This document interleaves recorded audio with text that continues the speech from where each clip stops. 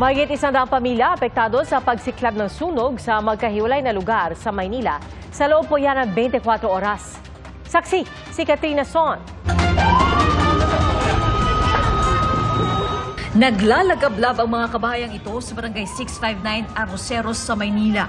Pasado alas 3 ng hapon kanina nang sumiklab ang sunog sa isang gusali. Kwento ng mga nasunugan, nagulat na lang daw sila nang mapuno ng usok ang mga kwarto. Dito na raw nila nakita na nasusunog ang isa sa katabi nilang kwarto. Pag gising ko po, malakas na po yung apoy dyan, ma'am. Sobrang lakas na po.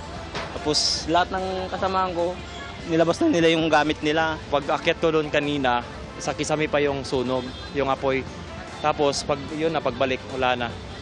Buti na lang hindi nasunog yung gamit namin lahat. Kahit papaano may masusuot pa rin. Sa tala ng BFP Manila, aabot sa 20 pamilya ang nasunugan. Iniimbestigahan pa ang sanhi ng sunog. Kawawa yung mga sasakyan pag nadamay. Halos 150 pamilya naman ang nawalan ng tirahan sa sunog sa barangay 128 Tondo, Maynila kagabi. Medyo nahirapan tayo. Kita nyo naman, masikip lang. Kaya lang dito is mga malilit lang na truck. Maraming residente ang halos walang naisalba. Malakas na po paakit na po sa amin, sir.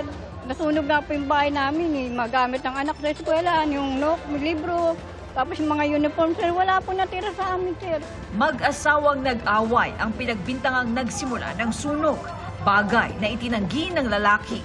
Ayon doon sa mga residente namin na nakatira sa Cluster 4, biglang nagka-apoy dahil nag-aaway yung mag-asawa sa likuran ng kanilang tinitiran. Ngayon, nasa barangay ko yung lalaki na ginulpi yata ng mga taong bayan. Nag-aaway lang po kami mag-asawa pero hindi po ako gumawa ng kahit ano. Para sa GMA Integrated News, Katrina Son, ang inyong saksi.